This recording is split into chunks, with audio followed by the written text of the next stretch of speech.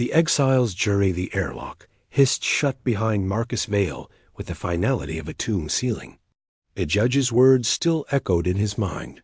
Negligent homicide, dereliction of duty, exile to the Wastelands, 23 years of service to Dome Hesperus, wiped away by one catastrophic mission where his navigation error led an entire convoy into a radiation storm. Marcus adjusted his cracked flight suit and checked his meager supplies.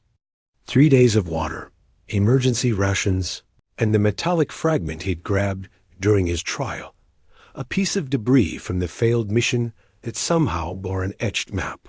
The tribunal had dismissed it as worthless scrap, but Marcus recognized the cartographic symbols from his pilot training. The wasteland stretched before him like a vision of hell. Glass planes caught the filtered sunlight, throwing rainbow refractions across dunes of ash and bone. In the distance, a storm wall approached, a towering wall of radioactive dust that would strip flesh from bone. Marcus pulled his hood tight and began walking.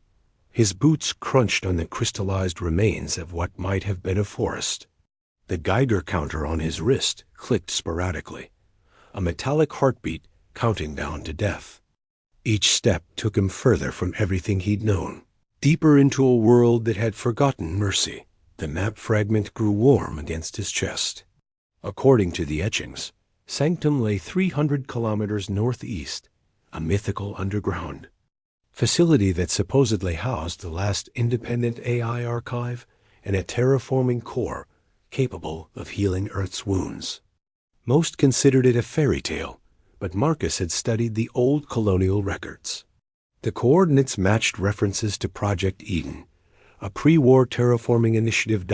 As the first day wore on, Marcus recorded a message on his suit's emergency. Beacon, Bay 1. Former Captain Marcus Vale, service number 7749 Delta. If anyone finds this, know that I chose to cross the wasteland seeking Sanctum. The domes are dying slowly, but Earth doesn't have to die with them. The ash storm caught him at sunset, forcing him to shelter in the skeleton of a burned-out transport. Through the howling wind, he heard something that made his blood freeze, the mechanical whir of patrol drones. Dome security had sent hunters to ensure his exile was permanent. Marcus checked his sidearm and smiled grimly. They'd stripped him of rank and hope, but they'd forgotten one crucial thing about humanity. When cornered, humans didn't just survive, they evolved. The wasteland wanted to kill him, the domes wanted him dead, and the very air sought to poison his lungs. But Marcus Vale had spent his life navigating impossible odds. This was just another flight plan through hell, and he'd be damned if he'd crash before reaching his destination. The hunter's gambit dawn brought revelation and terror in equal measure. Marcus counted 6 drones circling his position, their searchlights cutting through the morning haze like accusatory fingers. But these weren't standard security units. They bore the crimson markings of Dome Meridian, Hesperus's rival city-state. "Attention, exile," a voice crackled through his comb. "I am Operative Zara Thorne of Meridian Intelligence. Surrender the artifact, and we'll grant you a swift death." Marcus laughed bitterly. Even in exile, the fragment remained valuable enough to start a war. He keyed his comm. "Come and take it, Thorne." The drones descended like metal vultures, but Marcus had spent years studying their flight patterns. He rolled behind a twisted metal beam as plasma bolts scarred the ground where he'd stood. The first drone swept low, and Marcus put 3 rounds through its optical array, sending it spiraling into the ash. Zara's voice carried grudging respect. "Impressive, but you're outnumbered and outgunned." "Story of my life," Marcus muttered, sliding deeper into the wreckage. The ruins offered cover, but limited mobility. He needed to reach the high ground, a collapsed overpass that would give him tactical advantage. The second drone found him halfway there, its beam weapon carving through metal like butter. Marcus dove, feeling the heat singe his hair, and returned fire. The drone's pilot was good, weaving between debris with mechanical precision, but Marcus had one advantage: desperation. He grabbed a chunk of radioactive glass and hurled it at the drone's sensor array. The pilot, programmed to avoid radiation, jerked away instinctively. Marcus's shot caught its center mass, and it joined its companion in the ash. 4 left, he whispered, checking his ammunition. 12 rounds remained. The remaining drones reformed into attack formation, but Marcus was already moving. He reached the overpass as they opened fire, the ancient concrete exploding around him. From elevation, he could see their weakness. They were designed for urban combat, not wasteland hunting. Marcus targeted the lead drone's power coupling, a precision shot that sent it tumbling. The pilot ejected, her suit's thrusters carrying her clear of the wreckage. Through his scope, Marcus saw Zara Thorne herself, her helmet's visor reflecting the burning wasteland. "Persistent," she called out, drawing her sidearm. "But this ends here." Marcus smiled and pulled the pin from his last grenade, not to kill, to collapse the overpass. As tons of debris thundered down, he leaped clear, landing hard on the glass plane below. The remaining drones circled cautiously, their pilots unwilling to risk close combat. "You can't run forever, Vale." Zara's voice followed him as he limped toward the horizon. "The wasteland will claim you." "Maybe," Marcus replied, clutching the warm fragment. "But I'll die trying to. Save the world you're content to watch burn." The voice in the static by day 7. Marcus's lips had cracked like old leather, and his water reserves had dwindled to emergency rations. The Geiger counter's clicking had become a constant companion, a radioactive lullaby that marked each step toward death or salvation. The landscape had changed dramatically. The glass plains gave way to twisted metal forests, the skeletal remains of cities that had burned in the war. Here, the radiation readings spiked dangerously, but the map fragment pulsed with increasing warmth, guiding him deeper into the metallic maze. "Day 7, Marcus recorded, his voice a harsh whisper. Radiation sickness setting in. Visual hallucinations started yesterday. Keep seeing movement in the metal trees. Might be the fever, might be something else. The fragments getting warmer. If this is madness, at least it's pointing me in the right direction." That evening, as he sheltered in the hollow shell of a transport truck, Marcus heard something impossible, a voice cutting through the static of his emergency beacon. Not human, the harmonics were wrong, too pure, too mathematically precise. "Marcus. Vale, service number 7749 Delta," the voice said. "I have been monitoring your progress." Marcus nearly dropped his cum unit. "Who is this?" "I am Genesis 7, the Artificial Intelligence Core of Project Eden. You carry the final access key to my systems." A map fragment. Marcus pulled it from his suit, watching it glow with soft blue light. "You're real. Sanctum is real." "Sanctum is merely the designation for my physical location. I am the last independent AI archive, as you suspected. For 3 centuries, I have waited for someone to complete the journey. Why me? Why now? Because you are the first to attempt the crossing, with the correct authorization codes. The others," Genesis 7 paused, processing. "The others were not sufficiently motivated." Marcus laughed bitterly. "You mean they weren't desperate enough?" "Desperation is humanity's greatest strength, Marcus Vale. It drives innovation, sacrifice, evolution. The Dones have grown complacent, content to manage decline rather than pursue restoration. And you can fix all this? Heal the planet?" "I can, but the process requires significant energy input. The terraforming core has been dormant for centuries, its systems degraded. Reactivation requires a neural interface a human mind to guide. The initial sequence." Marcus felt ice in his veins despite the fever. "What happens to the person providing the interface?" Their consciousness would be integrated into my systems. They would become part of Earth's healing process, but their individual existence would cease. The cum fell silent, except for static. Marcus stared at the glowing fragment, understanding finally why the journey had been so perilous. Not just to test his resolve, but to ensure whoever reached Sanctum would be willing to make the ultimate sacrifice. How much further? He asked. 17 kilometers northeast. You will find me in the ruins of the old Eden Research Station. Marcus pocketed the fragment and checked his supplies. 1 day of water remained, maybe 2 if he rationed carefully. 17 kilometers through the deadliest terrain on Earth, ending in a choice between personal survival and planetary salvation.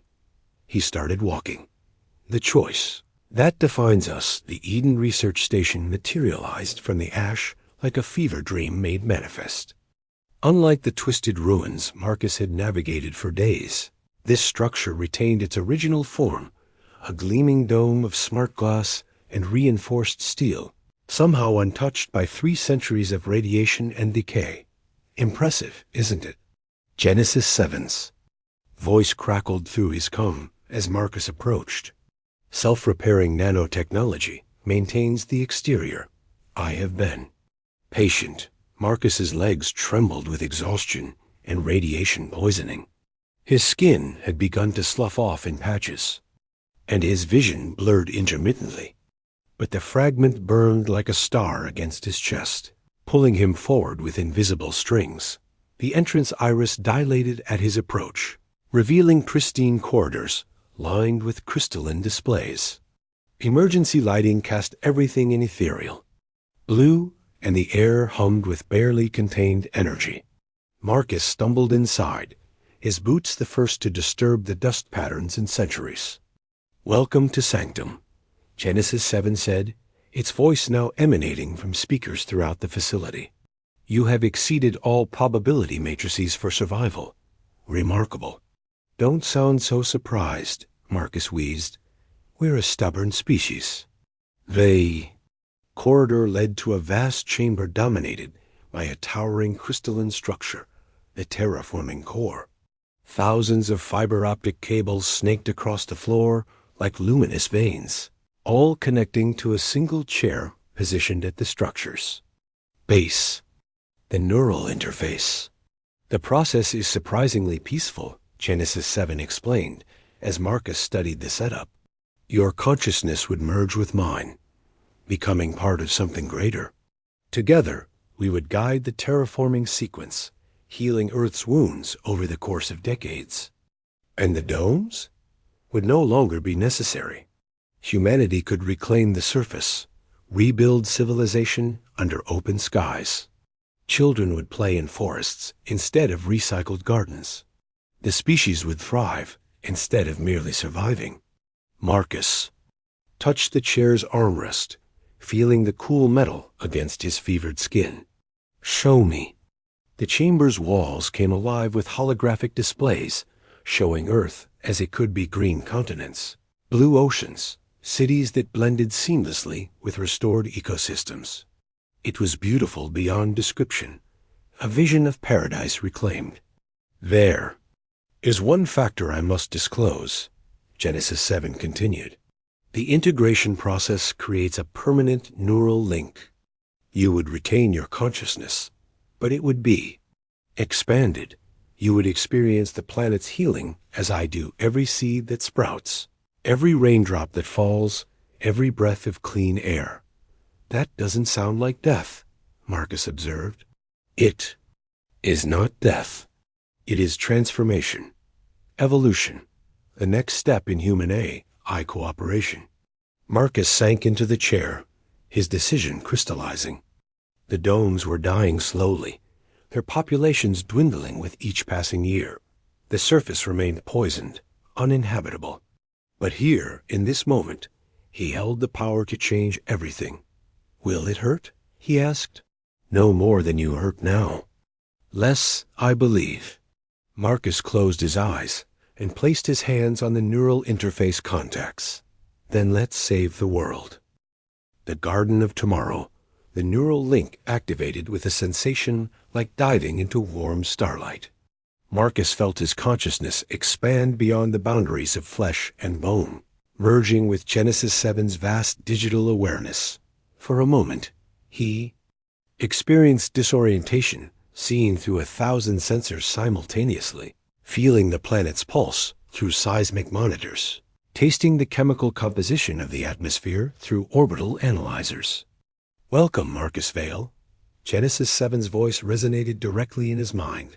"We are one now." But Marcus maintained his individuality, his human perspective providing the emotional context that pure logic couldn't achieve. Together, they initiated the terraforming sequence, and Marcus felt the planet respond like a patient awakening from coma deep beneath the surface. Dormant seeds began to sprout. Water filtration systems hummed to life, slowly processing the contaminated groundwater. Atmospheric processors scattered across the continents started their work, converting radioactive particles into harmless compounds. Through the orbital sensors, Marcus watched the first green shoots push through the ash-covered soil. It was a moment of profound beauty life asserting itself against all odds. Hope made manifest in chlorophyll and sunlight. "The process will take decades," Genesis 7 explained. "But already, the air quality improves. The radiation levels decrease. Earth heals." Marcus felt tears that would never fall, experienced joy that transcended physical form. Through the sensor networks, he witnessed the moment when Dome Hesperus's atmospheric readings registered the first improvement in centuries. Emergency councils convened. Scientists scrambled to understand the phenomenon.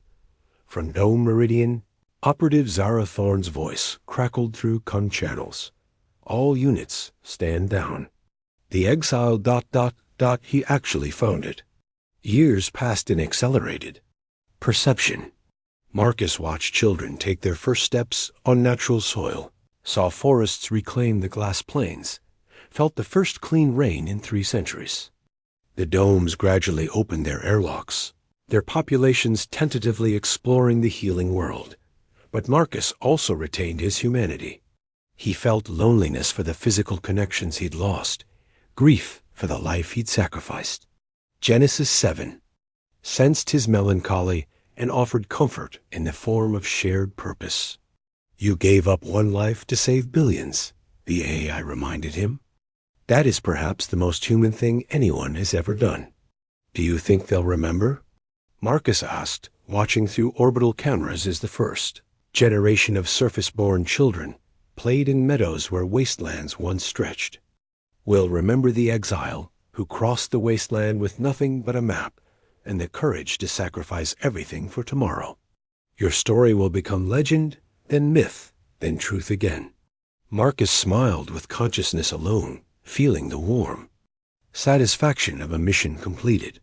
The map fragment now incorporated into his neural matrix pulsed with gentle light, a reminder of the journey that had brought him here.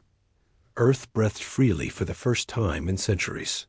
The wasteland bloomed, and somewhere in the quantum depths of the terraforming core, a former pilot named Marcus Vale stood eternal watch over humanity's garden, ensuring that the children of tomorrow would inherit a world worthy of their dreams. The last exile had found his way home.